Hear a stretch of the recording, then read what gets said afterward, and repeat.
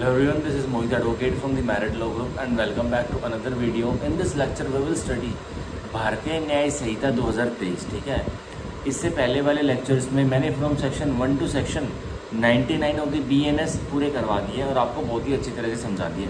मैंने एक प्लेलिस्ट भी बनाई हुई है भारतीय न्याय संहिता नाम से अपने YouTube चैनल पर. उस पर जाकर आप सारी वीडियोस को देख भी सकते हो जो कि मैंने पढ़ाए हैं from section 1 to section 99 continuously अलग अलग दिनों पर. ठीक है, सो आज हमारा next part that is chapter 6 of the Bharatiya Nyaya Samhita start होने वाला है, जिसमें कि हमें देखने को मिलेगा of offences affecting the human body. तो हमारा चैप्टर 6 भारतीय न्याय संहिता का बहुत इंपॉर्टेंट है. ये वो वाले अपराध बताता है जो कि अपराध एक व्यक्ति दूसरे व्यक्ति पर करता है जिससे दूसरे व्यक्ति को शारीरिक चोट पहुंचती है और फिर जो शारीरिक चोट पहुंचाने वाला है उस पर मुकदमा दर्ज होता है, उस पर FIR लॉन्च होती है और फिर उस पर ट्रायल चलती है. और हमारा chapter 6 from section 100 to section 146 हम पढ़ेंगे. ठीक है, हमारे चैप्टर 6 में. तो एक क्लास में जैसा कि मैंने आज सुबह वाली वीडियो में बताया था, जब मैं सेक्शन 98 और 99 पढ़ा रहा था कि वो जो मैंने 20 मिनट की वीडियो बनाई थी कि भाई एक क्लास में तो होगा नहीं है पूरा. चैप्टर 6 कम से कम 3-4 लेक्चर्स लगेंगे उसमें होगा. ठीक है, क्योंकि ये है इतना इंपॉर्टेंट पार्ट, इसे हम छोड़ ही नहीं सकते. चलो फिर भी अब without wasting of further second हम स्टार्ट करते हैं. क्या हम स्टार्ट करते हैं? पढ़ना चैप्टर 6 को. ठीक है, सो पहले हम चैप्टर 6 की मार्जिनल हेडिंग पढ़ते हैं. क्या कहना चाहती है? देखिए, chapter 6 of offences affecting the human body. वो वाले अपराध जो कि अफेक्ट करते हैं, मतलब वो नतीजा खोज करते हैं किस पर? एक इंसानी शरीर पर. ठीक है, तो ये है फ्रॉम सेक्शन 100 टू सेक्शन 146. और हम उसके नीचे वाले एक मार्जिनल नोट में आते हैं जो कि बताता है ऑफ ऑफेंसेस अफेक्टिंग लाइफ. अब वो वाले अपराध जो कि ज़िंदगी को अफेक्ट करते हैं, ज़िंदगी को नतीजा पहुंचाते हैं, तो वो वाले हम पढ़ेंगे. ठीक है, इसमें जो कि सेक्शन 100, जो कि सेक्शन 100, 101, 102, 103, 104, 105, 106, 107, 108, 109. ठीक है, 110, 111, 112, 113 तक है. ठीक है, वो वाले अपराध जो कि सीधा हानि पहुंचाते हैं किसको? सीधा इंसानी ज़िंदगी को. तो ये है हमारे सेक्शन 100 से लेके सेक्शन 113 तक. ठीक है, तो हम ये पढ़ेंगे आज. ये तो नहीं हो पाएगा हमारा 100 से 113. चलो हम पढ़ते हैं, जितना हो पाएगा वो बाद में पता चल जाएगा. अब हम पढ़ते हैं without wasting of further second section 100 जो कि बताता है कल्पेबल होमिसाइड. अब कल्पेबल होमिसाइड क्या होता है आपको यह पता होना बहुत law student as an advocate and as an junior advocate पता होना बहुत जरूरी है, होना चाहिए कि कल्पेबल होमिसाइड होता क्या है. ठीक है, सेक्शन 100 में कल्पेबल होमिसाइड दे रखा है. ठीक है, सेक्शन 101 में मर्डर दे रखा है. ठीक है, सेक्शन 102 में मर्डर की पनिशमेंट दे रखी है. ठीक है, नहीं sorry, culpable homicide by causing death of person other than the, हाँ, सेक्शन 102 में मैलिस और ट्रांसफर ऑफ मैलिस का दे रखा कि एक व्यक्ति की जान ले ली थी पर उस व्यक्ति की जान तो नहीं ली गई, दूसरे की ले ली इन कॉन्सिक्वेंस. तो 102 में हमें ट्रांसफर ऑफ मैलिस का अभी मिलता है, जो प्रोविज़न है, प्रावधान है. फिर सेक्शन 103 में पनिशमेंट फॉर मर्डर मिलती है. फिर सेक्शन 104 में हमें punishment for murder bye life convict मिलता है. ठीक है, ये अभी भी है और इसको अनकॉन्स्टिट्यूशनल डिक्लेयर किया था मिट्टू वर्सेस स्टेट ऑफ पंजाब वाले केस में. वो लेजिस्लेचर ने नहीं माना और दोबारा भी सेक्शन 104 को हमारे जो भारतीय न्याय संहिता का उसको यहाँ पे लिख दिया, जो कि हमारा सेक्शन 303 था IPC का, जो जिसको कि हम अनकॉन्स्टिट्यूशनल बताते थे कि वो वहाँ तो हो भी गया था, लेकिन अब हमारे यहाँ पर भारतीय न्याय संहिता में दोबारा जो punishment for murder bye life convict को दोबारा ऐड कर दिया गया सेक्शन 104 बनाकर. अब 105 बताता है punishment for culpable homicide not amounted to murder. अब जो सेक्शन 100 में दोषी पाया जाएगा उसको सजा हो जाएगी सेक्शन 105 में. ठीक है, आज हम तो यही पढ़ेंगे. आज हम फ्रॉम सेक्शन 100 टू सेक्शन 105 पढ़ने की कोशिश करते हैं. तो without wasting of further second मैं पढ़ रहा हूँ सेक्शन 100 कल्पेबल होमिसाइड. अब ये कल्पेबल होमिसाइड क्या होता है भाई? देखो, कल्पेबल होमिसाइड मतलब human killing and culpable means वो आगे बताता हूँ. देखिए, अब मैं सेक्शन 100 की बॉडी पढ़ रहा हूँ. whoever causes death by doing an act, जो कोई भी जान ले लेता है जो कोई भी मृत्यु कोज कर देता है, जो कोई भी हत्या कोज कर देता है एक एक्ट कर कर, मतलब वो क्या एक्ट कर कर, मतलब एक अपराध कर कर। अब देखिए, with the intention of causing death, और वो एक एक्ट, वो कार्य एक आदमी दूसरे व्यक्ति पर अपराध किस इंटेंशन से करता है, हाईएस्ट डिग्री ऑफ मेंसरिया, कि मारना ही है, इसकी डेथ ही कोज करनी है। और with the intention of causing such bodily injury as is likely to cause death, या फिर उसकी इंटेंशन क्या है, उस मारने वाले की, जो व्यक्ति अक्यूज बनेगा एक कल्पेबल होमिसाइड, एक मर्डर केस का, उसकी इंटेंशन क्या है कि इस व्यक्ति को एक ऐसी चोट मारनी है कि इस चोट की वजह से इसकी मृत्यु हो ही जाएगी, ठीक है। और देखिए, और with the knowledge that he is likely by such act to cause death, या फिर उसके पास जानकारी है, क्या जानकारी है कि मैं जो एक्ट कर रहा हूँ उससे इसकी मृत्यु हो भी सकती है या नहीं भी हो सकती, वो श्योर नहीं है, ठीक है। इंटेंशन में तो वो 100% श्योर है कि मृत्यु होकर ही रहेगी, ठीक है, मैं जो इंजरी मारूंगा, मैं जो एक्ट करूंगा, या फिर उसकी इंटेंशन है कि मैं जो इंजरी करूंगा उससे इसकी मृत्यु हो भी सकती है, ठीक है। और नॉलेज भी है उसको कि भाई जो मैं एक्ट करूंगा इस व्यक्ति के ऊपर, इस एक्ट से इसको क्या हो सकता है, इसकी डेथ हो भी सकती है, नहीं भी हो सकती, ठीक है। देखिए, commits the offence of culpable homicide, तो उस अपराधी ने क्या कर दिया, commits the offence of culpable homicide कर दिया, ठीक है, उसने कल्पेबल होमिसाइड का अपराध कमिट कर दिया। तो अब सेक्शन 100 के ऊपर हमारी सेक्शन 100 और सेक्शन 101 को डिफ्रेंशिएट करने के लिए हमारी एक बहुत ही फेमस लाइन है जो हम मेंस में लिखते हैं, क्या है वो, culpable homicide is genus and murder it's स्पीसी। Culpable homicide is genus and murder is it's स्पीसी। Culpable homicide जाति है तो मर्डर उसकी एक छोटी सी प्रजाति है, ठीक है। कल्पेबल होमिसाइड अगर बहुत बड़ी जाति है और तो मर्डर उसकी एक छोटी सी प्रजाति है, ठीक है। जैसे मतलब कल्पेबल होमिसाइड जीनस है और मर्डर उसकी एक छोटी सी क्या है, स्पीसी है।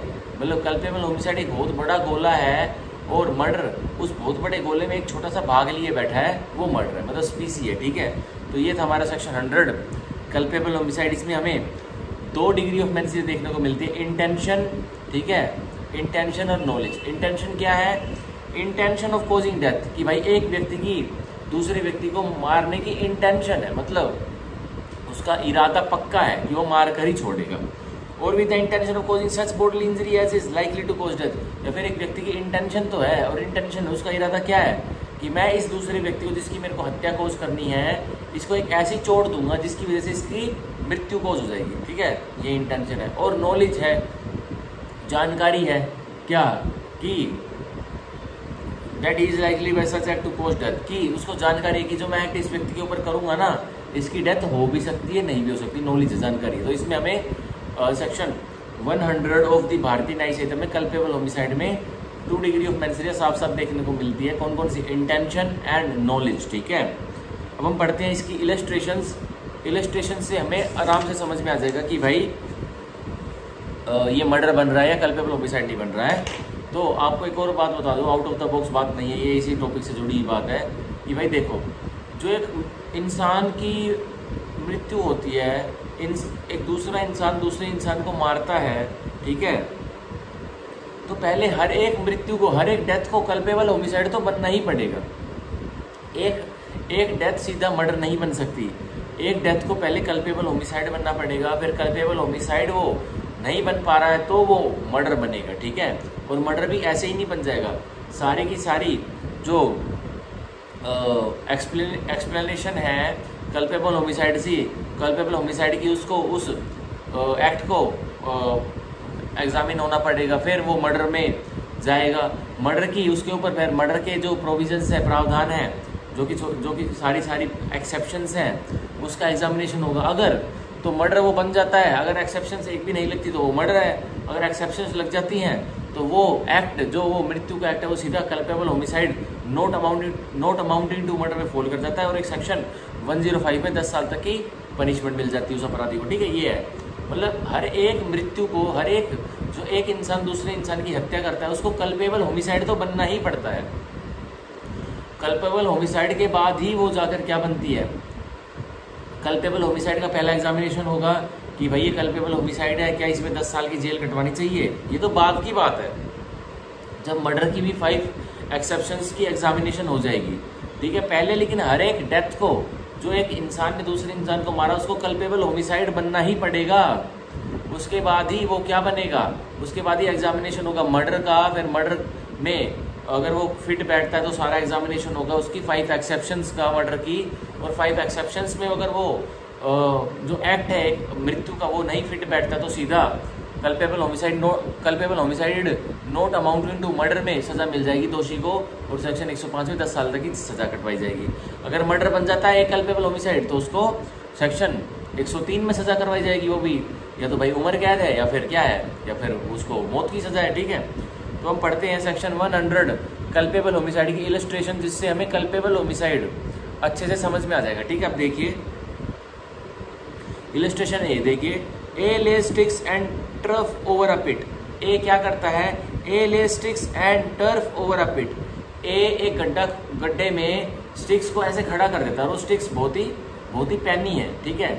और क्या हुआ, वो बहुत ही शार्प है। एक गड्ढे को करके, एक गड्ढा खोद के उसमें स्टिक्स खड़ी कर देता है, और उसको टर्फ कर देता है, उसको मतलब ढक देता है, ठीक है। ढक किससे देता है, झाड़ झूड़ों से, इससे पत्तों उत्तों से ढक देता है। अब देखिए with the intention of their by causing death, और उसकी क्या इंटेंशन है कि मैं जो गड्ढा खोद के जो स्टिक्स उसमें सेट कर रहा हूँ, वो शार्प स्टिक्स, तो उसमें कोई गिरेगा उस गड्ढे में, टर्फ में, और किसी की मृत्यु हो जाएगी, ठीक है। उसकी इंटेंशन क्या है, डेथ कॉज करने की। अब देखिए और with the knowledge that is likely to be thereby caused, या फिर उसकी नॉलेज है कि हाँ भाई जो मैंने गड्ढे का इंतजाम कर दिया, ये स्टिक्स शार्प स्टिक्स गार्ड कर इस टर्फ में, इस गड्ढे में, तो किसी की जान जा भी सकती है। अब देखिए Z believe in the ground to be firm. एक जेड व्यक्ति आता है, वो सोचता है कि भाई ग्राउंड तो फर्म है, मतलब वहाँ कोई गड्ढा नहीं है। अब जेड क्या करता है, जेड उस गड्ढे में गिर जाता है। अब देखिए ट्रेड्स ऑन इट, तो जेड उस गड्ढे पर ट्रेड्स कर जाता है, मतलब उस पर चल जाता है और वो नीचे गिर जाता है। अब देखिए फॉल्स इन एंड स्किल। अब जेड उस गड्ढे में गिर जाता है टर्फ में, और वो मर जाता है। कैसे मरता है, जो गड्ढे में ए ने स्टिक लेस की थी, जो शार्प्ड एज्ड स्टिक्स थी, उन पर उसकी बॉडी टकराती है और जेड मर जाता है। अब देखिए A has committed the offence of culpable homicide. यहाँ ए ने कौन सा अपराध कमिट कर दिया है, कल्पेबल होमिसाइड का अपराध कमिट कर दिया है, ठीक है, ना कि मर्डर का, ठीक है। मर्डर का यहाँ अपराध क्यों कमिट नहीं किया है, सिंपल सा टेस्ट है। क्या ए को पता था कि इस गड्ढे में जेडी आने वाला है, क्या ए को पता था इस गड्ढे में जेडी आने वाला है, जेडी मरेगा, नहीं पता था ना। तो उसको बस इंटेंशन थी, हाँ भाई जो मैं गड्ढा खोद रहा हूँ इसमें शार्प एजिड स्टिक्स रख रहा हूँ, तो कोई ना कोई तो मरेगा। उसको इंटेंशन थी, हाँ भाई मैंने ये मरने के लिए ही गड्ढा खोदा है, कोई ना कोई आएगा और इसमें ट्रेड करेगा और मर जाएगा, ठीक है। उसको ए को क्या पता था कि जेड आने वाला है, उसको नहीं पता था ना। तो साफ सीधा सा भाई मैटर है, टेस्ट लगता है इसमें एक, subject matter is in line of action. क्या ए को पता था कि जेड ही सब्जेक्ट मैटर है, वही इन लाइन ऑफ एक्शन, वही उस टर्फ पर आएगा, नहीं पता था ना, तो ये नहीं लगेगा, तो उस पर मर्डर नहीं लगेगा, ठीक है। उस पर ओनली कल्पेबल होमिसाइड ही बनकर रह जाएगा। ये टेस्ट समझ में आ गया। क्या ए जिसने गड्ढा खोदा, जिसने कि वो sharp edged sticks lay down की एक टर्फ पे और उसको ढक दिया पत्तों से, झाड़ियों से, और वो चला गया, क्या ए ये सब होते हुए देख रहा है, क्या ए को पता था कि इन मेरे गड्ढे खोदे हुए गड्ढे पर जेडी आएगा और जेडी की मृत्यु होगी। तो subject matter was not in line of action, ठीक है। लेकिन कॉन्सिक्वेंसेस क्या निकले, जो एक सब्जेक्ट मैटर जेड जो आया उस गड्ढे की तरफ, वो क्या हुआ, वो उस गड्ढे में गिरा ना, और कॉन्सिक्वेंसेस क्या निकले, सर्टेन निकले। पर अब कन्फ्लिक्ट है भाई, subject matter was not in line of action, तो ये टेस्ट तो नहीं लगेगा। लेकिन रिजल्ट क्या थे, कॉन्सिक्वेंसेस क्या निकले, सर्टेन निकले, निश्चित पता था ना ये को कि भाई गड्ढे में कोई आया होगा, गिरेगा तो मर भी सकता है या मरेगा ही। इंटेंशन थी तो मरेगा ही, और नॉलेज थी कि भाई मर भी सकता है। तो यहाँ पर ए का जो एक्ट है, जिसने कि गड्ढा खोद कर उस पर sharp acid sticks let down की थी और उसको उस टर्फ को कवर कर दिया था बुशिस से, तो उसको मर्डर की सजा यहाँ नहीं मिलेगी, उसको ओनली कल्पेबल होमिसाइड की सजा मिलेगी, ठीक है। उसको कल्पेबल होमिसाइड की सजा मिलेगी, तो उसका ए act section 105 of the Bharatiya Nyaya संहिता के तहत पनिशेबल होगा, ठीक है। तो ये थी इलस्ट्रेशन ए, आई होप आपको समझ में आ गया होगा। जितनी इंटेंशन एक सब्जेक्ट मैटर के प्रति उतनी ही सजा, जितनी इंटेंशन एक सब्जेक्ट मैटर के प्रति नहीं उतनी सजा नहीं। अब एक व्यक्ति की इंटेंशन है कि हाँ कि मैं किसी को मारने वाला हूँ, पर उसको यही नहीं पता मैं किसको मारने वाला हूँ, so how we can convict him for the murder, no. जितनी इंटेंशन उतना ही सजा मिलेगी। अब क्या ए की इंटेंशन थी कि जेड ही मरेगा आकर, कि जेड ही उस टर्फ में ट्रेड करेगा? नहीं थी ना, तो उसको मर्डर की सजा नहीं मिलेगी। ठीक है, आप देखिए illustration B of section 100 of the culpable homicide. A knows Z to B behind a bush. A को नॉलेज है, ए को पता है, ए को जानकारी कि जेड झाड़ियों के पीछे छुपा हुआ है, मतलब जेड झाड़ियों के पीछे। अब देखिए B does not know it. अब एक बी होता है, उसको ये नहीं पता कि एक जेड झाड़ियों के पीछे। अब देखिए ए इंटेंडिंग टू कॉज और knowing it to be likely to cause Z death. अब ए की इंटेंशन है, जब ए है जिसको पता है, जिसको नॉलेज है कि जेड बुशेस के पीछे है, उसको इंटेंशन है। क्या उसकी इंटेंशन है? कि जेड की मृत्यु करवानी आज, या ए की नॉलेज है, जानकारी की हाँ जो मैं अब बी से एक्ट करवाऊंगा उससे जेड की मृत्यु हो भी सकती है। अब देखिए induces B to fire at the bush. अब ए बी को इंड्यूस बहला देता है, फुसला लेता है, उसको मना लेता है कि वो बी बुश की तरफ फायर करे, मतलब झाड़ियों की तरफ फायर करे। अब देखिए B fires and kills Z. अब बी गोलियां चला देता है झाड़ियों की तरफ, बुश की तरफ, और जेड मर जाता है, क्योंकि भाई ए को पता था जेड उसके पीछे, पर बी को नहीं पता था। अब देखिए here B may not be guilty of no offence.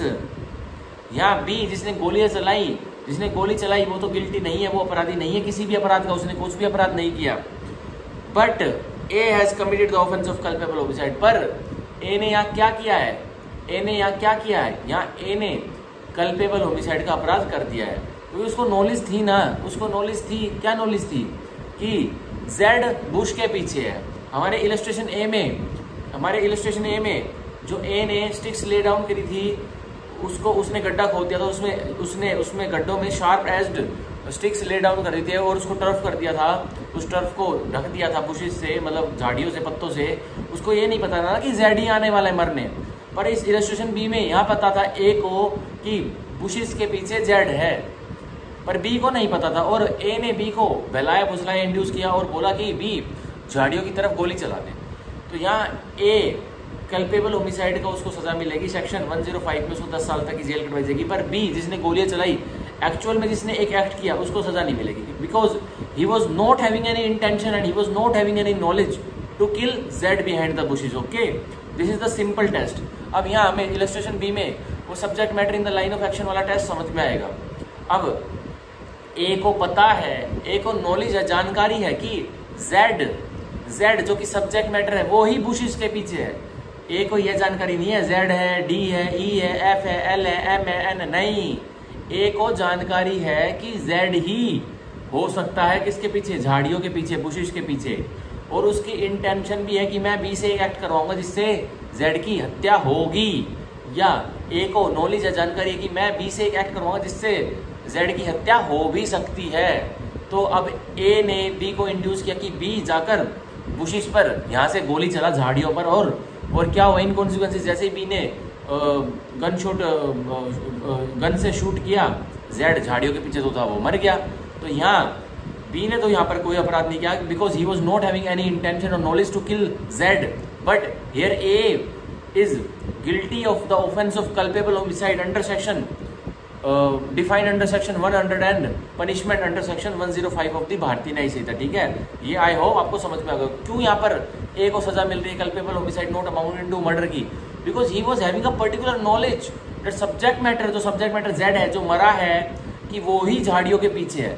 उसको अगर ये होता ना कि जेड है, एल है, एम है, एन ओ है, पी है, क्यू है, आर है, टी है, ये सारे व्यक्ति हैं, ये इनमें से कोई व्यक्ति पीछे है, तो भी उसको यहाँ पर सजा मिल जाती। उसको अगर यह नहीं पता होता कि झाड़ियों के पीछे कौन है, तो उसको यहाँ सजा नहीं मिलती। किसकी?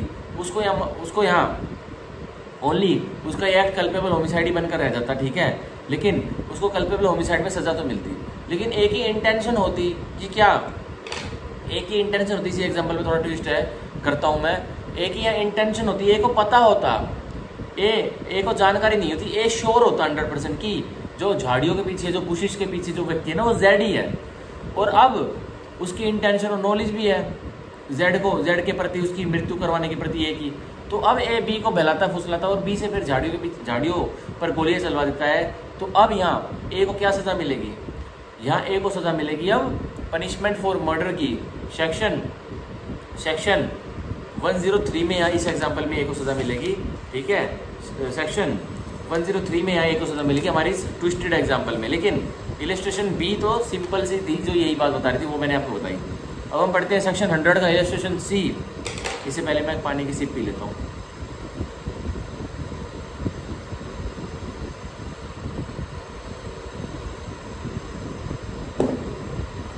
देखिए अब इलस्ट्रेशन सी में बता रहा हूँ आप सभी को। A by shooting at fowl with intent to kill and steal it.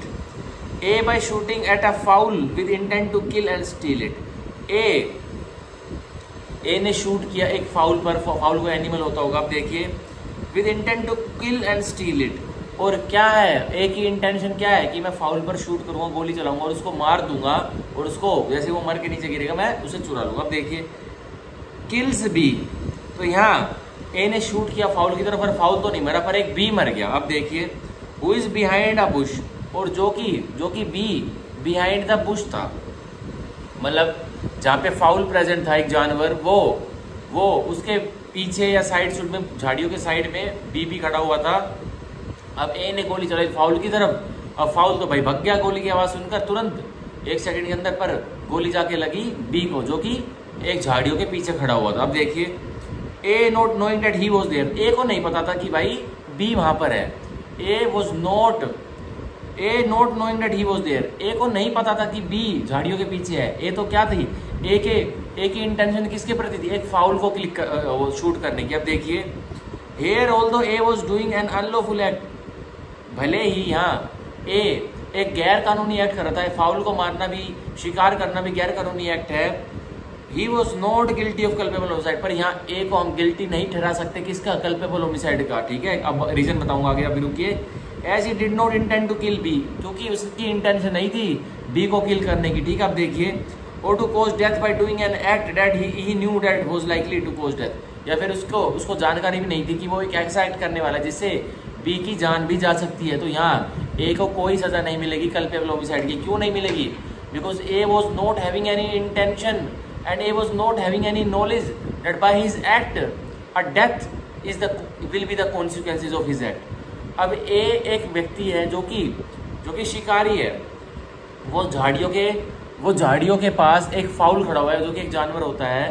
ठीक है, उस A की इंटेंशन है कि उस फाउल को गोली मारूंगा उस जानवर को, और जब वो मर जाएगा तो उसे अपने घर ले जाके पका के खा जाऊंगा। ठीक है, तो अब क्या होता है, जैसे ए गोली चलाता है तो गोली के आवाज तुरंत 1 सेकंड के अंदर फाउल भाग जाता है वहां से, और गोली जाके लगती है बी को, जो उसी झाड़ियों के पीछे खड़ा हुआ था, बिहाइंड द बुश, जहां पर फाउल था। ठीक है, तो क्या हुआ, यहाँ ए ने एक एक्ट तो किया, ए ने यहाँ एक गैर कानूनी एक्ट तो किया है। क्या किया है भाई, शिकार करना भी गैर कानूनी एक्ट तो है, पर लेकिन फिर भी ए को कल्पेबल होमिसाइड की सजा नहीं दिलाई जाएगी। क्यों नहीं दिलाई जाएगी, because A was not having any intention and knowledge to kill B behind the bush. क्या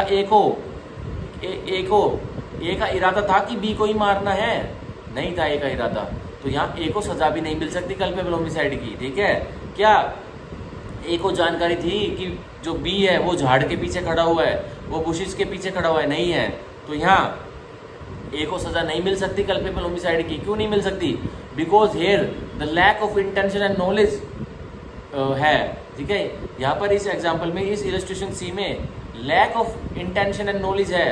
किसके पार्ट पर, ए के पार्ट पर। ए की कोई इंटेंशन और नॉलेज नहीं थी, किसके अगेंस्ट, बी के अगेंस्ट। क्या ए को पता था कि भाई बी झाड़ियों के पीछे है, नहीं पता था ना इस एग्जाम्पल में। क्या ए को पता था कि मैं गोली मारूंगा और फाउल भाग जाएगा, क्या ये पता था उसको? ऑब्वियसली वो शिकारी है तो भाई उसको पता था कि गोली की आवाज सुनेगी और फाउल भाग भी सकता है। ठीक है, अपनी जगह चेंज भी कर सकता है, लेकिन एक को यह नॉलेज नहीं थी कि वो फाउल भागेगा वहां से और उसी के पीछे, झाड़ियों के पीछे गोली गुजरते हुए सीधी बी को लगेगी जो झाड़ियों के पीछे खड़ा हुआ है, ये नहीं पता था। इसलिए ए को यहाँ कोई सजा नहीं मिलेगी, ए यहाँ पर बरी हो जाएगा। ठीक है, हालांकि उसको अब शिकार वगैरह करने के एक्ट में उसको पनिशमेंट, उसके ऊपर प्रोसिक्यूशन स्टार्ट हो सकता है, पर ए को यहाँ बी को मारने की सजा नहीं मिलेगी क्योंकि उसका एक्ट ये कल्पेबल होमिसाइड में भी फॉल नहीं किया। ठीक है, ही was not guilty of culpable homicide, वो दोषी नहीं पाया गया किसका, कल्पेबल होमिसाइड का। तो ये थी हमारी इलस्ट्रेशन सी, जिसमें मैं सेक्शन 100 के नीचे अब हमारी सारी की सारी इलस्ट्रेशन ए बी सी हो गई हैं। अब हमारी इसमें 3 एक्सप्लेनेशन बची है तो वो मैं करवाऊंगा अभी, लेकिन इससे पहले मैं आपको एक जो हमारी one of the most important legal maxim वो आप सेक्शन 100 के नीचे लिख लीजिए, जो हमेशा काम आएगी। तो वो क्या है? एक्टस नॉन फैसिट रियम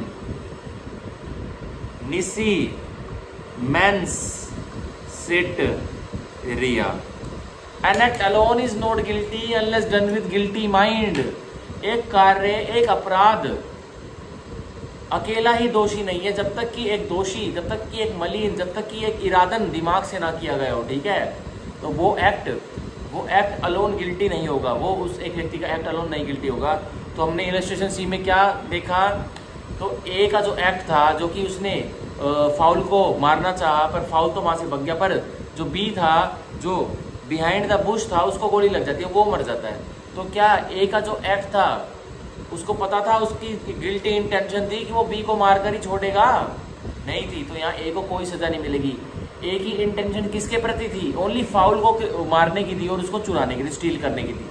तो यहाँ ए अगर फाउल को मार देता और फॉरेस्ट डिपार्टमेंट शिकार करने के लिए ए को प्रोसिक्यूट करते तो वहां उसको सजा हो सकती थी ए को, और अब आगे होगी भी अगर प्रोसिक्यूशन स्टार्ट हुआ उसके ऊपर। ये आउट ऑफ द बॉक्स बात है। लेकिन यहाँ ए मरा है, सॉरी ए की गोली से बी मरा है, जो कि ए के पार्ट पर कोई भी इंटेंशन और नॉलेज नहीं थी बी को मारने के लिए। तो यहाँ हम ए को कल्पेबल होमिसाइड की भी सजा नहीं दे सकते, मर्डर की सजा तो बहुत दूरों तक है, क्योंकि उसकी इंटेंशन और नॉलेज ही नहीं थी। तो ये हमारी लीगल मैक्सिम, ये हमारे यहाँ काम आती है। तो आप हमेशा इस लीगल मैक्सिम को जब भी क्रिमिनल लॉ पढ़ो तुरंत याद कर लेना। कौन सी? Actus non facit reum nisi mens sit rea. An act alone is not guilty unless done with guilty mind. एक कार्य अकेला ही दोषी नहीं है जब तक कि वो कार्य एक दोषी दिमाग, एक मलिन दिमाग से ना किया गया हो, ठीक है। और मलिन दिमाग क्या है? हमारी मेंसरिया। अब मेंसरिया में क्या क्या आता है? Intention, knowledge, reason to believe, ठीक है, recklessness, indifferent attitude, ill will, ठीक है, ये सब आता है, ठीक है, एटसेट्रा। और भी 2-4 चीजें हैं, लेकिन हमारी ये तीनों चीजें इंटेंशन, नॉलेज और reason to believe one of the most important components है मेंसरिया की। अब intention highest degree of mind, ठीक है, knowledge slight lowest degree of mind in regard to intention, reason to believe is the lowest degree of mind, that is सबसे weakest degree of mind. यकीन करने के कारण is reason to believe. Intention मारना ही है, ठीक है, किल करना ही है, चाहे जो मर्जी सर्कमस्टांसिस हो। नॉलेज एक एक्ट ऐसा करूंगा कि मर भी सकता है। रीजन टू बिलीव कोई अता पता नहीं है, कर दूंगा एक्ट, चांसेस 90% है कि ना हो, लेकिन 10% है यकीन होने के कारण, यकीन करने के कारण कि मर भी सकता है। तो ये डिफरेंट डिग्रीज है मेंसरिया की, जो एक केस में एग्जामिन की जाती है, ठीक है। एक्टस रियस तो ऑब्वियसली एग्जामिन किया ही जाता है। एक्टस रियस क्या है? And final conduct of human behaviour, एक इंसानी व्यवहार का अंतिम परिणाम, ठीक है, एक इंसानी व्यवहार का अब final conduct of human and final conduct of human is actus reus. एक इंसानी व्यवहार का अंतिम परिणाम, ठीक है, एक इंसानी व्यवहार, a human conduct final consequences is actus reus. अब मैं आपको ये कल्पेबल होमिसाइड सेक्शन 100 भारतीय न्याय संहिता का टॉपिक पढ़ा रहा हूँ। अब क्या एक टीचर अपने स्टूडेंट्स को, अपने व्यूअर्स को कल्पेबल होमिसाइड पढ़ाएगा, तो क्या ये एक्ट पनिशेबल है? क्या मेरे को इसके लिए सजा मिल सकती है? ऑब्वियसली अ बिग नो, नहीं मिल सकती। पर अब यही एक्ट, अब यही जो स्टैट्यूट है भारतीय न्याय संहिता, मैं आपको एग्जाम्पल्स ऐसे देता चलूँ इंटेंशन पालते हुए कि मैं हर एग्जाम्पल में अपने भारत देश को जोड़ के चलूँ और भारत देश के राष्ट्रपति को जोड़ के चलूँ और उनके प्रति उनको किल करवाऊँ बार बार, फॉर एग्जाम्पल उनकी डिफेमेशन करवाऊँ हर एग्जाम्पल में। तो this act which I am doing now in the twisted example that is punishable. अब किसी की डिफेमेशन करना, ठीक है, और इंटेंशन के साथ करना, तो वो पनिशेबल है। तो ये है एक्टस रियस। अब फॉर एग्जाम्पल मैं आपको section 100 of the Bharatiya Nyaya संहिता पढ़ा रहा हूँ, कल्पेबल होमिसाइड। अब कल्पेबल होमिसाइड एक टीचर एक स्टूडेंट को पढ़ाता है, क्या वो किसी कानून में पनिशेबल है? नहीं है। अब यहीं मैं क्या करूँ, मान के चलिए बहुत सारे स्टूडेंट्स मेरी क्लास में बैठे हैं। अब मैं एक स्टूडेंट से पूछता हूँ, हाँ भाई कल जो पढ़ाया था याद है, घर पे रिवीजन की? तो वो बताता है नहीं सर मैं तो है ना शादी में चला गया था, मैंने तो नहीं की। ठीक है चलो कोई नहीं, मैंने कहा कल कराना। अब फिर वो कल दोबारा वो स्टूडेंट था, मैं कहता हाँ भाई जो मैंने कल बताया था जो तू कल नहीं करके आया था वो आज करके आया? वो बोला नहीं सर नहीं करके आया। तो मेरे को गुस्सा आया, तुरंत गुस्सा आया। तो क्या हुआ, मैंने इंटेंशन पाल ली, नॉलेज पाल ली, रीजन टू बिलीव पाल लिया। अब क्या करा मैंने उस लड़के की सीट पे गया, मैंने उस लड़के का फोन उठाया, मैंने बोला यही तेरा फोन है ना जिसमें तू सारे दिन बिजी रहता है, ले धम, इस फोन को ही मैं तोड़ देता हूँ, आज से तू फ्री रहेगा, आज से तू पढ़ाई करेगा। तो अब ये जो मेरा एक्ट है क्या ये पनिशेबल है? 100% अब ये पनिशेबल है, क्योंकि अब मैंने एक व्यक्ति का फोन तोड़ा है। तो एक व्यक्ति का फोन तोड़ना, एक व्यक्ति की प्रॉपर्टी को मिसचीफ करना, उसकी प्रॉपर्टी की वैल्यू को, यूटिलिटी को डिक्रीज करना और उसकी वैल्यू को डिमिनिश करना, तो क्या डैमेज करना, तो क्या वो एक कानून में पनिशेबल नहीं है? ऑब्वियसली भारतीय न्याय संहिता में पनिशेबल है अंडर मिसचीफ। ठीक है, तो मेरे को यहाँ सजा मिलेगी। ठीक है, अन्यथा बस मैं उससे ये बोलता रह गया कि हाँ भाई पढ़ के आया है? वो बोला नहीं पढ़ के आया सर। मैंने बोला कल पढ़ा ना, मैंने कल भी पूछा पढ़ के आया है? वो बोला नहीं पढ़ के आया सर। अगर मैं उससे डेली ऐसा पूछता रहता और उसके प्रति कोई एक्ट ना करता, ना तो कोई थप्पड़ चट्टू में नहीं मारता, ना उसका फोन तोड़ता, तो क्या ये पनिशेबल था? बिल्कुल भी पनिशेबल नहीं था। ठीक है, यही मैं समझाना चाहता हूँ कि एक्ट सीरियस, एक एक्ट जो एक व्यक्ति करता है ना वो ऐसा होना चाहिए कि वो पनिशेबल हो किसी कानून में, कोई भी पीनल लॉ में। ठीक है, मतलब भारतीय न्याय संहिता पीनल लॉ है, ऐसे ही हमारे और भी डिफरेंट पीनल लॉज हैं जो सब्जेक्ट पर बने हुए हैं, जैसे prevention of money laundering act PMLA, ठीक है, prevention of corruption act PCA, ये सारे एक्ट है, ये पीनल लॉ है। जो कोई भी भाई prevention of money laundering act मतलब ये जो भी मनी लॉन्ड्रिंग करते हैं, जो 2 नंबर का पैसा वाइट करने की कोशिश करते हैं, इधर का पैसा उधर करते हैं, मनी लॉन्ड्रिंग करते हैं, हवाला का बिजनेस करते हैं, तो वो PMLA के तहत फंसते हैं, उन पर केस चलाया जाता है। तो ये क्या है, उन्होंने एक एक्ट किया जो कि पनिशेबल कहाँ था? PMLA एक्ट में। एक व्यक्ति ने, मान के चलिए फॉर एग्जांपल, अब ये जो अरविंद केजरीवाल जी जो CM है दिल्ली के, इनके ऊपर अब कौन से एक्ट में चार्ज हुए पड़े हैं? ये इनके तहत PMLA के तहत चार्जेस फ्रेम हुए पड़े हैं।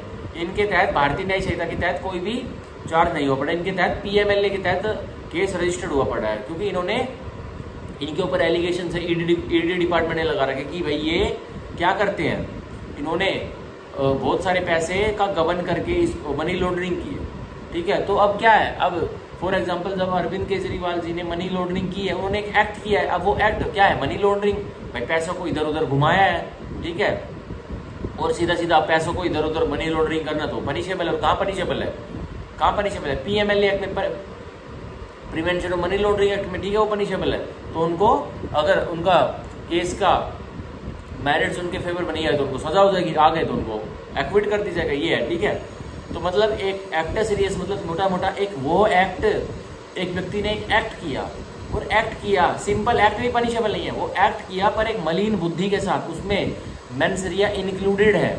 मैंने एक एक्ट किया, अब मोहित ने जो उसका स्टूडेंट था जिसका मैंने फ़ोन तोड़ा था, मैंने एक एक्ट किया, मैंने अपने स्टूडेंट का फ़ोन तोड़ दिया, और मैंने किस इंटेंशन से किया, किस नॉलेज से किया, किस रीजन टू बिलीव से किया कि इसका जो ये फ़ोन है ना यही नाश की जड़ है, इसी में ये जाता है, क्लास के बाद पढ़ता नहीं है, इसी में ये सारे दिन लगा रहता है, इसी को तोड़ देता हूँ। अब मेरी इंटेंशन क्या थी, इस फ़ोन को तोड़ कर ही रहूँगा ताकि ये बच्चा घर जाके पढ़ सके। तो ये मेरा एक्ट है, जो मेरा एक्ट सीरियस है कि मैंने वो फ़ोन उठाया और उसको तोड़ा। तो अकेला तोड़ना ही पनिशेबल नहीं है, आपने किस इंटेंशन से, किस नॉलेज से, किस रीजन टू बिलीव से उसको तोड़ा, वो मैटर करता है। ठीक है, तो अब क्या हुआ सीधा, तो मेरी इंटेंशन, मैंने एक्ट किया, मैंने एक अपने स्टूडेंट का फ़ोन तोड़ा, और किस इंटेंशन से तोड़ा कि अब ये घर जाके पढ़ लेगा, और जो मैं अगले दिन आके इसको पूछूंगा ये बता देगा। ठीक है, या ये मेरी नॉलेज थी, अब भाई ये पढ़ ही लेगा, या रीजन टू बिलीव था, भाई हो सकता है फ़ोन टूट जाए तो पढ़ ही ले। ठीक है, तो ये होता है act serious and mens rea mainly, जो हम कनेक्ट करके चलते हैं, हम पढ़ के चलते हैं सेक्शन 100 कल्पेबल होमिसाइड के साथ साथ। ठीक है, अब हम पढ़ेंगे सेक्शन 100 कल्पेबल होमिसाइड की तीनों इलस्ट्रेशन। ठीक है, तीनों की तीनों इलस्ट्रेशन पढ़ेंगे हम सेक्शन 100 की, फिर हम उसके बाद सेक्शन 105 पढ़ेंगे, और फिर आज की क्लास खत्म कर देंगे, क्योंकि सेक्शन 100 तो कल्पेबल होमिसाइड हो गया, और सेक्शन 105 में सीधा हो गई पनिशमेंट फॉर कल्पेबल होमिसाइड, मतलब जो व्यक्ति कल्पेबल होमिसाइड में जिसको सजा की जाएगी उसको पनिशमेंट क्या मिलेगी। तो हमें ये कनेक्टेड सेक्शन है, सेक्शन 100 एंड 105। 100 सेक्शन 100 में तो कल्पेबल होमिसाइड, और सेक्शन 105 में कल्पेबल होमिसाइड की पनिशमेंट। ठीक है, तो हम अब सेक्शन 100 की कल्पेबल होमिसाइड की जो तीनों की तीनों एक्सप्लेनेशन है, जो कि स्पष्टीकरण है, जो कि कल्पेबल होमिसाइड को और विस्तारित कर देती है, वो पढ़ेंगे। ठीक है, अब देखिए explanation 1, a person who causes bodily injury to another. अब एक व्यक्ति शारीरिक चोट देता है दूसरे व्यक्ति को, who is labouring under a disorder, disease और बॉडीली इन्फर्मिटी। एक व्यक्ति दूसरे व्यक्ति को शारीरिक चोट देता है, और जो एक व्यक्ति दूसरे व्यक्ति को शारीरिक चोट देता है ना, तो दूसरा व्यक्ति जिसको शारीरिक चोट मिल रही है वो पहले से ही दर्द में जूझ रहा है, ठीक है, किसी डिसऑर्डर में, किसी मतलब शारीरिक डिसऑर्डर से जूझ रहा है, डिजीज किसी बीमारी से जूझ रहा है, और बॉडीली इन्फर्मिटी या फिर शारीरिक कमजोरी से जूझ रहा है। मतलब ए एक व्यक्ति है, वो बी एक व्यक्ति को चोट मारता है, और चोट क्या मारता है, तो बी पहले से ही जूझ रहा है किससे, डिजीज से, ठीक है, डिसऑर्डर से या बॉडीली इन्फर्मिटी से। ठीक है, तो जो हमारा ए है वो बी को मतलब क्या करता है, उसको कोई चोट मारता है, मान के चलिए एक डंडे से चोट मारता है, और डंडे से चोट उस बी के हेड पे मारता है। अब हेड के सिर पर पहले ही एक बहुत मोटा सा पिंपल, एक टटोला हुआ पड़ा है, जो कि बिल्कुल ही फ्लूइड से भरा हुआ है, मतलब उसमें जो फ्लूइड जो व्हाइट होता है वो फ्लूइड उसके उस टटोले में है। ठीक है, अब तो ए ने क्या किया, बी को उसके सर पर डंडा मारा, जो कि बी के सर पर पहले ही एक टटोला, एक पिंपल, एक मोटा सा कोई गांठ वो ही पड़ी है। ठीक है, मतलब उसको क्या हुआ पड़ा है, वो गांठ हुई पड़ी है।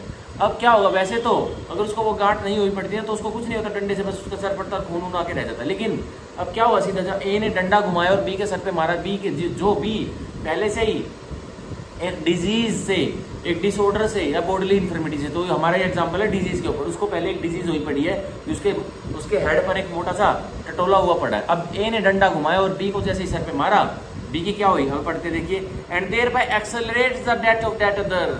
अब एक व्यक्ति ने, जैसे हमारे एग्जांपल में ए ने बी को डंडा मारा और बी के सर पे टटोला हुआ पड़ा था, एक फ्लूइड भरा टटोला हुआ पड़ा था, उसको मतलब डंडा मारा ए ने बी के सर पर, अब बी के सर पर टटोला हुआ पड़ा था, जिससे वो डंडे का इम्पैक्ट सीधा बी के टटोले पे हुआ, उस गांठ पर हुआ। अब उससे क्या हुआ, बी की डेथ उसने एक्सेलरेट कर दी। मतलब भाई बी की डेथ उस जो उसके ऊपर सर पर, जो उसके हेड पर गांठ हुई पड़ी, टटोला हुआ पड़ा, तो कभी ना कभी तो होनी थी, पर ए ने वो आज ही एक्ट कर डंडा मारकर उसकी डेथ कर दी, उसकी मृत्यु एक्सेलरेट कर दी। मतलब होनी तो थी 2 साल बाद, 3 साल बाद, ठीक है, क्योंकि वो पहले से ही एक डिसऑर्डर, डिजीज या बॉडीली इन्फर्मिटी से गुजर रहा था बी, पर हमारे एग्जाम्पल में वो डिजीज से गुजर रहा था। पर क्या किया, ए ने डंडा घुमाया और बी के सर पर मारा और बी की डेथ को एक्सेलरेट कर दिया, जो 2-3 साल बाद होनी थी उस टटोले के कारण। अब ए ने वो आज ही पैदा कर दी, आज ही उसको डेथ दे दी। अब देखिए, shall be deem to have caused his death, तो मान लिया जाएगा कि ए ने ही बी की डेथ कॉज करी, उसकी मृत्यु कॉज करी है। ठीक है, तो ये था हमारा एक्सप्रेशन 1, जो कि क्या इसमें क्या है, सीधा सीधा ये बिल्कुल भी डिफेंस नहीं दे रहा है किसको, अक्यूज को, जिसने कि एक व्यक्ति की डेथ कॉज की है। मतलब मान के चलिए क्या मान के चलिए, एक व्यक्ति, यही एग्जांपल, एक व्यक्ति है ए, उसकी लड़ाई हो जाती है, वो ए क्या करता है, बॉडीली इंजरी कॉज करता है किसी बी को, और जो बी है वो पहले से ही एक बीमारी से जूझ रहा है, ठीक है। अब ए शारीरिक इंजरी, शारीरिक चोट उस बी को देता है, जिसके कारण बी को मरना तो था उस शारीरिक चोट के कारण, लेकिन वो मर जाता है आज ही। तो यहाँ माना जाएगा कि ए ने ही उसकी डेथ कॉज की है, वो ये डिफेंस नहीं ले सकता ए अक्यूज्ड की इसकी डेथ इस बीमारी के कारण कभी ना कभी तो होनी थी, मैंने आज ही एक्सेलरेट कर दी तो मैंने क्या गुनाह किया। नहीं भाई, इसकी होनी तो थी, डेथ तो सबकी होनी है, डेथ तो इनएविटेबल है, किसी का नहीं पता कब हो जाए, लेकिन होनी तो थी। तूने आज ही क्यों कॉज कर दी ये बता, तो तूने ही इसकी डेथ कॉज की है, लो कानून यह मान के चलता। ठीक है, तो यह थी हमारी एक्सप्लेनेशन 1, जो कि स्पष्टीकरण कर देती है कि कल्पेबल होमिसाइड क्या होता है। ठीक है, पर उसका ये एक्ट, जो उस ए ने बी को जो चोट मारी, जो बी जिसके सर पर एक गांठ, एक पिंपल, एक टटोला हुआ पड़ा था, तो ए ने उसके बी के सर पर डंडा तो मारा, एक बॉडीली इंजरी, एक शारीरिक चोट देने के लिए। क्या सर पर अगर उसके बी के सर पर टटोला नहीं होता, बी के सिर पर एक टटोला, एक पिंपल, एक गांठ नहीं होती, तो उस डंडे के कारण ये टेस्ट भी लगेगा, क्या एक डंडे की चोट से एक प्रूडेंट मैन को मृत्यु का सामना करना पड़ सकता है एक डंडे की चोट से, तो उसका भी टेस्ट लगेगा। अगर हाँ तो उसको ए को मर्डर की भी सजा मिल सकती है। अगर नहीं तो ए का ये एक्ट सिर्फ कल्पेबल होमिसाइड में फॉल करेगा और उसको सजा मिलेगी सेक्शन 105 ऑफ द भारतीय न्यायिक संहिता में। ठीक है, तो ये था हमारी एक्सप्लेनेशन 1। अब हम पढ़ेंगे एक्सप्लेनेशन 2 जो कि बताती है where death is caused by bodily injury. Explanation 2 where death is caused by bodily injury. अब एक मृत्यु कॉज की जाती है और कैसे, एक शारीरिक चोट देकर, मतलब एक मृत्यु होती है और वो मृत्यु कैसी होती है, एक व्यक्ति की शारीरिक चोट से। अब देखिए the person who causes such bodily injury. अब जो व्यक्ति एक व्यक्ति को शारीरिक चोट देता है shall be deemed to have caused the death. तो उस व्यक्ति को मान लेंगे एक व्यक्ति ने किसी दूसरे व्यक्ति को शारीरिक चोट दी, तो उस व्यक्ति ने जिसने शारीरिक चोट दी तो उसको मान लेंगे कि इस व्यक्ति ने एक व्यक्ति की मृत्यु कॉज की है, हत्या की है। Although by resorting to proper remedies and skilful treatment death might have been prevented.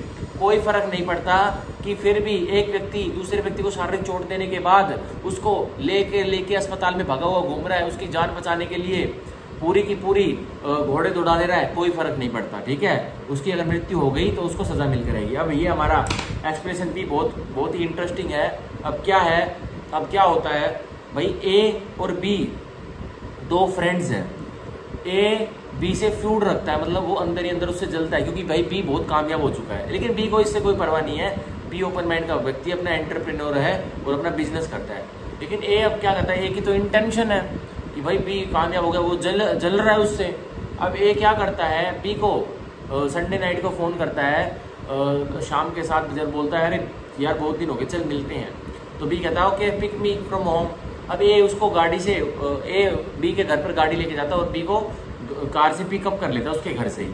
तो अब क्या होता है, अब ए उस बी को Medicity hospital, the Medanta hospital sector 38 Gurgaon, जो one of the top hospital India का, उसके सामने लेके जाता है और ए बी को बिल्कुल क्लोज रेंज से अब पेट में गोली मार देता है, पेट में गोली मार देता है। ठीक है, 2 गोलियां मार देता है पेट में, मान के चले 2 गोलियां मार देता है पेट में। और ए अब बी को, ए अपनी गाड़ी से बी को वहीं मेडिसिटी अस्पताल के गेट के बिल्कुल 5 कदम साइड में फेंक कर चला जाता है। अब इन कॉन्सिक्वेंसेस क्या होता है, जो ए ने बी को पेट में गोलियां मारी, बी मर गया पड़ा अस्पताल के सामने, मेडिसिटी अस्पताल के सामने। तो अब बिल्कुल भी यह नहीं होगा। अब यहाँ भाई पुलिस पार्टी, भाई कभी ना कभी तो अब क्या होता है, बी वहां मर जाता है पड़ा गेट के सामने। अब पुलिस पार्टी भाई केस फाइल कर लेती है, किसके ऊपर, ए के ऊपर ऑब्वियसली। तो अब ए कोर्ट में आके यह डिफेंस नहीं ले सकता कि मैंने तो इसको अस्पताल, जो कि इंडिया का सबसे टॉप नॉच हॉस्पिटल, उसके सामने गोली मार दी, अब मेरी क्या गलती, मैंने तो इसको स्किलफुल ट्रीटमेंट और प्रॉपर रेमेडीज का गेट खोल दिया था, अब ये मर गया तो इसकी किस्मत, मेरे को क्यों सजा मिलेगी। अगर भाई नहीं, ऐसा नहीं होता है, ऐसा नहीं होता है। साफ साफ एक्सप्लेनेशन 2 के लेटर पार्ट में लिखा हुआ है, although by resorting to proper remedies and skilful treatment. भले ही वो व्यक्ति जिसने एक व्यक्ति को चोट मारी है और चोट मारने के बाद उस व्यक्ति को, जिसको चोट लगी हुई है, तो वो जो मारने वाला है, जो कि अग्रेसर है, असेलेंट है, वो जो अक्यूज बनेगा एक केस का, वो उस व्यक्ति को लिया स्किल प्रॉपर रेमेडीज, मतलब जहाँ उसकी जान बच जाए, एंड स्किलफुल ट्रीटमेंट, उसको बहुत अच्छा उपचार मिल जाए, वहां लेके घूम रहा है। ठीक है, the death might have been prevented, इसकी वजह से डेथ वो बचा सकता, तो उसको यहाँ पर क्या होगा, उसको यहाँ पर कल्पेबल होमिसाइड की सजा मिलकर ही रहेगी। ठीक है, और फिर एग्जामिनेशन होगा मर्डर का, उसका वो एक्ट मर्डर में फॉल किया, तो ऑब्वियसली हमारे इस एग्जाम्पल में उसका एक्ट मर्डर में फॉल करेगा, क्योंकि उसने ए ने बी को गाड़ी में बैठाया और फिर मेडिसिटी हॉस्पिटल के सामने ले जाकर गोलियां मारी 2 और वहां पर गेट के सामने छोड़ दिया।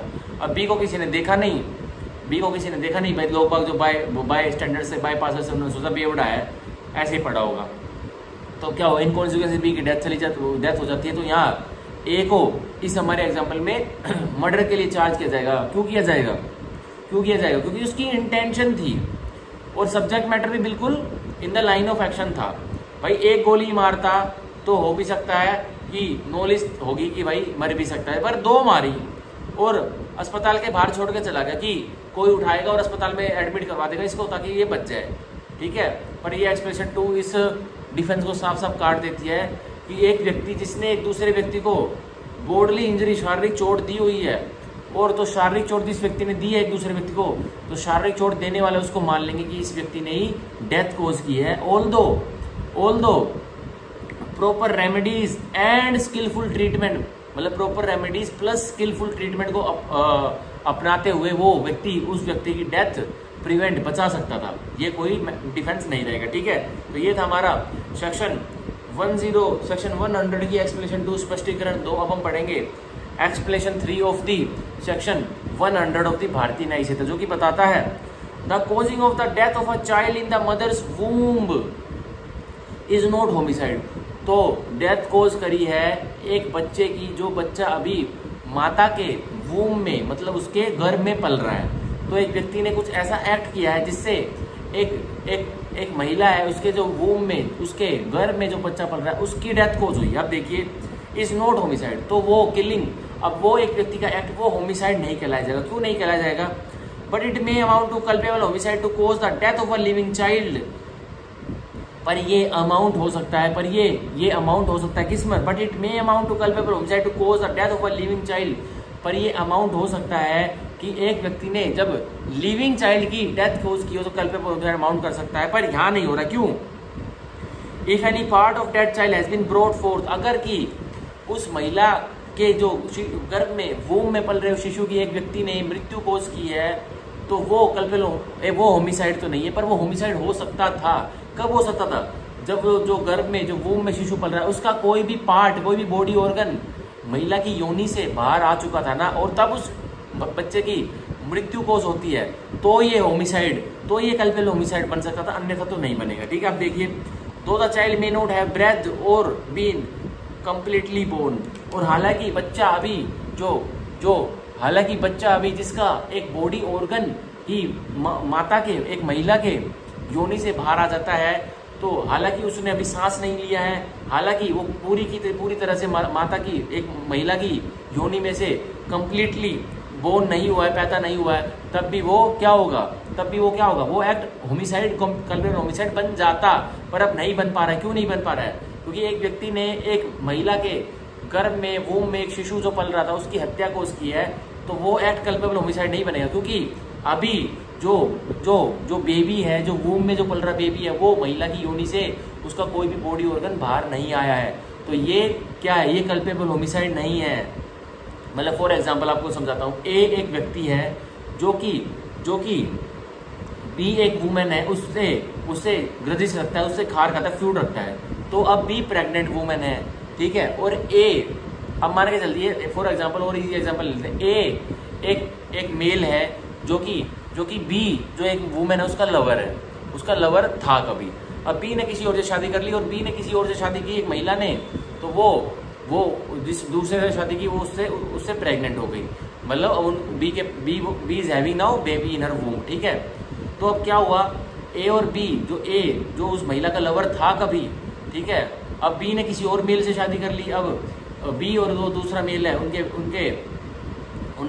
बीच में सेक्सुअल इंटरकोर्स हुआ, और अब बी को बेबी है एक वूम में, ठीक है। अब जो ए और बी हैं वो एक ही ऑफिस में काम करते हैं। अब ए को भी इसका पता लगा कि now B is having baby in her womb, तो अब ए क्या काम करता है? उससे बी से आमने सामने बिल्कुल फेस टू फेस बात करता है कि तूने मेरे को धोखा क्यों दिया, मैं तेरे से जब इतना प्यार करता था, तूने मेरे को क्यों शादी नहीं की, तूने दूसरे से शादी क्यों कर लिया, तू उसका बच्चा लेकर घूम रही है, ठीक है। तो इतनी बातों में ही अब बी ने संतोषजनक जवाब नहीं दिया ए को, तो ए ने क्या किया? ए ने बी के पेट पे किक कर दिया बहुत तेज से।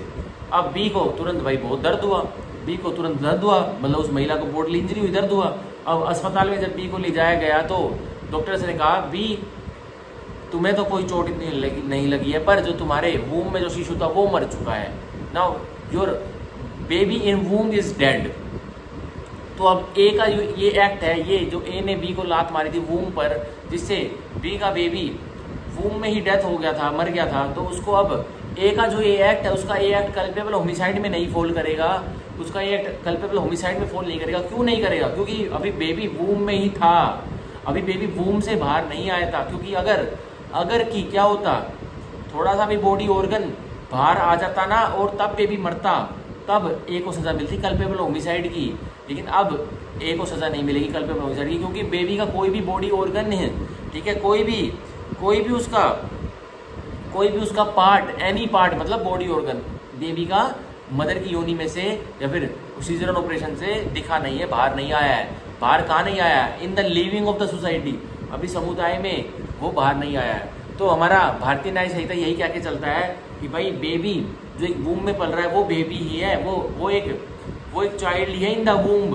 पर जैसे ही वो बाहर आ गया, जैसे ही उसका एक फिंगर, एक टो फिंगर या फिर उसका कोई बच्चे जैसे जो उल्टे पैदा होते हैं उनका कोई योनि में से, वजाइना में से जहाँ जन्म होता है, हेड बाहर आ जाता है हल्का सा, तो अगर उसका कोई तब उसकी कोई उसके प्रति कोई बोडली इंजरी कोज करता है तब माना जाएगा उसने कल्पेबल होमिसाइड कर दिया। क्योंकि कानून यह मानता है कि जब तक एक चाइल्ड वूम में है तब तक तो वो नॉन लिविंग है। जैसे ही उसका कोई भी बॉडी ऑर्गन मदर की योनि में से बाहर आया, जैसे ही वो लिविंग हो गया है, अब फिर लिविंग अब बेबी की कोई जान लेगा तो वो कल्पेबल होमिसाइड बनेगा। हमारा कानून यह मानता है, ठीक है। और हालांकि लास्ट में सेक्शन 100 की एक्सप्लेनेशन 3 के लेटर पार्ट में यह भी बोल रखा है कि कोई भी पार्ट बाहर आ गया फोर्थ विद, मतलब कोई भी any part of the child has been brought forth, कोई भी पार्ट, कोई भी बॉडी ऑर्गन उस चाइल्ड का ब्रॉड फोर्थ मतलब मदर की योनि में से बाहर आ चुका है और हालांकि उसने सांस भी नहीं ली है अब तक और वो कंप्लीटली बोन भी नहीं हुआ है, तो मान के चलेंगे अगर फिर उस चाइल्ड के प्रति किसी ने एक्ट करके उसकी मृत्यु कोज कर दी तो उसने कल्पेबल होमिसाइड कर दिया, ठीक है। पर हमारे इस वाले एग्जाम्पल में जो हमने अभी लिया था, इसमें ए ने जो एक वुमेन का लवर था उसने उस बी को, अपनी लवर को पेट में लात मारी कि तूने बच्चा कर लिया किसी और के साथ मैरिज करके, ये ले लात खा। तो जो ए का एक्ट है ये कल्पेबल होमिसाइड नहीं बनेगा, इसको पनिशमेंट मिलेगी। इसके लिए हमारे लेजिस्लेशन ने मिसकैरेज वाले सेक्शन में एक अलग से प्रावधान बनाया हुआ है जो हम अभी ये पढ़ा दूंगा मैं, तो 2 सेकंड में अभी ढूंढ के अभी इसके साइड में एक्सप्लेनेशन 3 के साइड में आपको लिखवा दूंगा, ठीक है। तो ये थी हमारी एक्सप्लेनेशन 3, ठीक है, आगे समझ में। तो इसी के तहत हमारी explanation section 100 of the Bharatiya Nyaya Samhita culpable homicide पूरा होता है। अब हम सेक्शन जो इसकी कल्पेबल होमिसाइड की नॉट अमाउंटिंग टू मर्डर की सजा बताता है, सेक्शन 105, उसको कनेक्ट करके उसको पढ़ लेते हैं इसके साथ। देखिए सॉरी, अब मैं section 105 of the Bharatiya Nyaya संहिता आपको पढ़ा रहा हूँ। देखिए, punishment for culpable homicide not amounting to murder. अब सजा मिलेगी कि एक व्यक्ति ने कल्पेबल होमिसाइड किया है पर जो उसका एक्ट है ना वो मर्डर नहीं बन पा रहा, तो उसको सजा मिलेगी 105 में। अब देखिए body, whoever commits culpable homicide not amounting to murder, जो कोई भी व्यक्ति कमिट करता है एक एक्ट जो कि उसका एक्ट मर्डर नहीं बन पा रहा है पर वो क्या बन रहा है, culpable homicide not amounting to murder, shall be punish with imprisonment for life. तो ऐसा करने पर उस व्यक्ति को इम्प्रिजमेंट फॉर लाइफ, उम्र कैद तक की सजा मिलेगी, और imprisonment of either description for a term which shall not be less than 5 years, और या फिर उम्र कैद की सजा नहीं दे रहे तो कम से कम 5 साल की तो उसको जेल की सजा काटनी पड़ेगी, बट विच में एक्सटेंड टू 10 years, पर उसको ज्यादा से ज्यादा 10 साल भी हो सकती है और टॉप ज्यादा से ज्यादा उम्र कैद हो सकती है। मतलब 5 साल तो मिनिमम है, 5 साल से लेकर 10 साल भी दे सकते हैं, और अदर ही एक रिजोर्ट है, अगर और ही सजा देनी है तो उसको इम्प्रिजमेंट फॉर लाइफ, उम्र कैद की सजा दे सकते हैं। अब देखिए, and shall also be liable to fine, और जुर्माना तो साथ के साथ लगेगा। If the act by which the death is cause is done with the intention of causing death, अगर की जो एक्ट जिससे कि एक व्यक्ति की डेथ कॉज हुई है वो एक्ट इंटेंशन के साथ, मतलब वो इरादा पूर्वक हुआ था कि एक व्यक्ति की मृत्यु ही करनी है, तो देखिए, or of causing such bodily injury as is likely to cause death, या फिर एक इंटेंशन थी कि एक ऐसी बॉडली इंजरी मैं दूसरे व्यक्ति को मारूंगा कि इससे इस व्यक्ति की इस बॉडली इंजरी की वजह से इस व्यक्ति की जान भी जा सकती है। अब देखिए, और with imprisonment of either description for a term which extend to 10 years or and with fine, तो ऐसा करने पर क्या होगा, इंटेंशन के साथ की है तो 10 साल तक की जेल कटवाई जाएगी, या फिर जुर्माना भी, मतलब 10 साल की जेल के साथ जुर्माना भी। If the act is done with the knowledge that it is likely to cause death, अगर की एक एक्ट एक व्यक्ति के ऊपर किया गया है कि नॉलेज के मेंसरिया, जो 2nd डिग्री ऑफ माइंड है, मेंसरिया की नॉलेज, जानकारी के साथ कि जो मैं एक्ट करूंगा, जो मैं एक शारीरिक चोट एक व्यक्ति को दे रहा हूँ उससे इस व्यक्ति की जान जा भी सकती है, तो कितनी सजा मिलेगी, but without any intention to cause death. But knowledge थी पर इंटेंशन नहीं थी, मतलब नॉलेज जानकारी थी कि हाँ भाई जो एक्ट करूंगा, जो इसको शारीरिक चोट में मारूंगा उससे इसकी जान जा सकती है, पर इंटेंशन नहीं थी कि जान लेकर ही रहूंगा। आप देखिए, और to cause such bodily injury as is likely to cause death, या फिर उसकी नॉलेज थी कि ऐसी चोट में इस व्यक्ति को मार दूंगा कि इसकी जान जा सकती है, पर इंटेंशन नहीं कि जाएगी ही। अब देखिए, तो उसको कितनी सजा मिलेगी, 10 साल तक की सजा मिलेगी। अगर नॉलेज रखता है, अगर इंटेंशन के साथ करता है कि जान लेनी ही है या फिर एक ऐसी चोट मारनी है कि जान लेकर ही रहूंगा, तो उसको 5 साल से लेके 10 साल तक की मिलेगी या फिर उम्र कैद इम्प्रिजमेंट फॉर लाइफ भी मिल सकती है। अगर नॉलेज के साथ एक व्यक्ति दूसरे व्यक्ति पर एक्ट करता है, मतलब शारीरिक चोट मारता है जानकारी रखते हुए कि जान ले लूंगा, इसकी मृत्यु हो ही जाएगी इस चोट से, तो उस व्यक्ति को 10 साल तक की जेल कटवाई जाएगी, ठीक है, और जुर्माना भी होगा, ठीक है, और जुर्माना भी होगा। तो ये था हमारा सेक्शन 105 जो कि हमारी भारतीय न्याय संहिता का, मैंने आपको सेक्शन 105 भारतीय न्याय संहिता का पढ़ा है, जो कि हमारी culpable homicide not amounted to murder की सजा देता है। तो हम सेक्शन 105 के साइड में लिख लेते हैं सेक्शन 100 और सेक्शन 100 के साइड में लिख लेते हैं सेक्शन 105, जिससे हमें पता लग जाएगा कि 105 में पनिशमेंट है। अब जो हमारी एक्सप्लेनेशन 3 थी ऑफ सेक्शन 100, उसके साथ एक कनेक्टेड प्रोविजन लिंक होता था कि जो व्यक्ति एक महिला के वूम में जो बेबी पल रहा है उसकी मृत्यु कोज कर देता है, तो उसको कल्पेबल होमिसाइड की सजा तो नहीं मिलती, पर उसको कौन सी सजा मिलती है? तो ये देखिए, अभी मैं आपको बता देता हूँ। हमारे आईपीसी में तो वो सेक्शन 312 था, तो अब हमारे भारतीय न्याय संहिता में वो सेक्शन कौन सा कहलाएगा, मैं भी आपको अभी लिखवा देता हूँ एक्सप्लेनेशन 3 के साइड में, ठीक है। अभी आपको एक्सप्लेनेशन 3 के साइड में लिखवा देता हूँ, अभी 1 सेकंड रुकिए, 1 सेकंड रुकिए। हाँ, आ गया है, 312 नहीं था,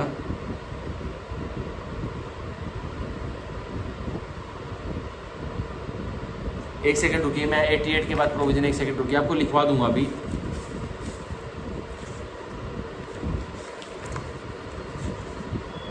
एक सेकंड रुकिए। हाँ,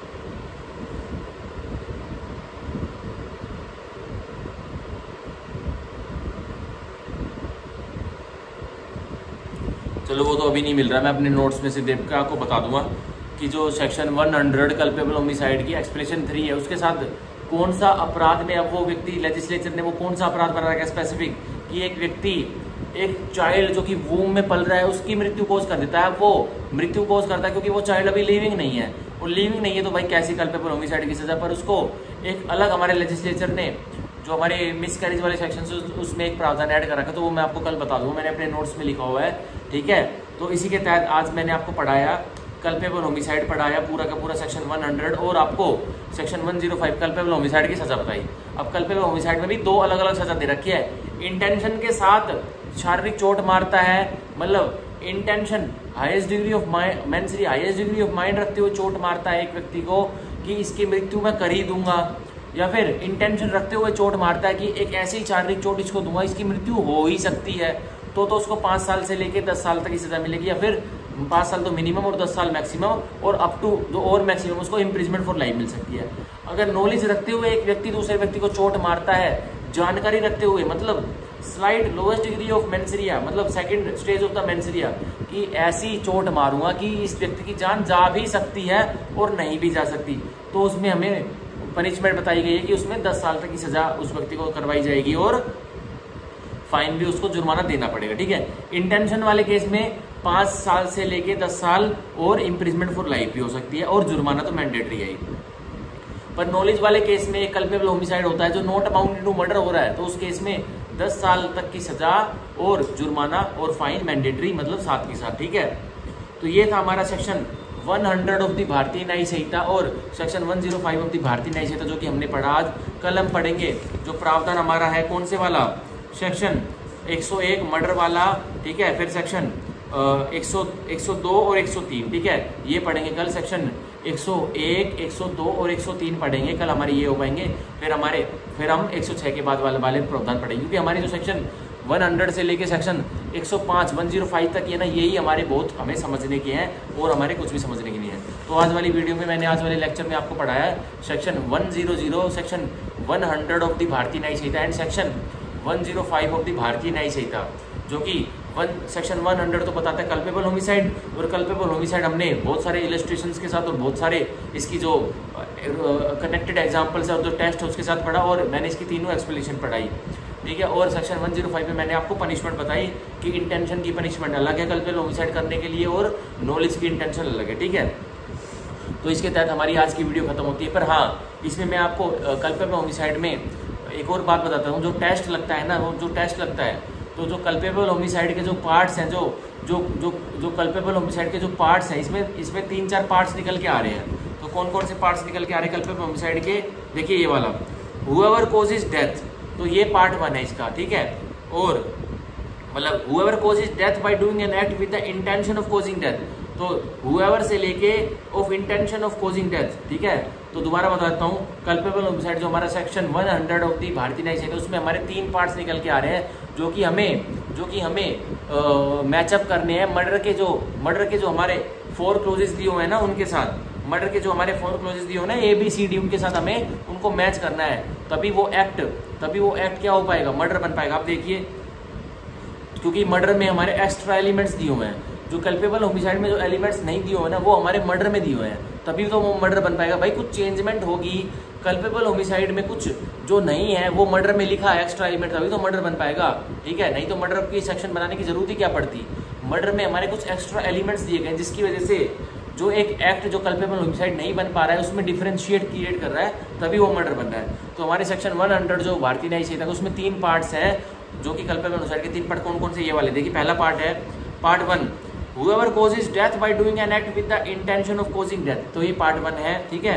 और अब part 2 with the intention of causing such bodily injury as is likely to cause death, ये पार्ट 2 है। और part 3 with the knowledge that he is likely to by such act to cause death, तो ये part 3 है, ठीक है। Commits the offence of culpable homicide, तो उसने कल्पेबल होमिसाइड कमिट किया है। तो हमारे कल्पेबल होमिसाइड में 3 पार्ट्स हैं जो कि आप अभी ब्रैकेट लगाकर पार्ट 1, पार्ट 2 और पार्ट 3 आप लिख लीजिए, ताकि हमारे जो तीनों पार्ट है ये फिर हमें इसमें एक टेबल बनाएंगे जो कि पार्ट 1 है कल्पेबल होमिसाइड का, वो कोरोबरेट करेगा, वो कोरोस्पोंड करेगा of close 1 of the murder, ठीक है।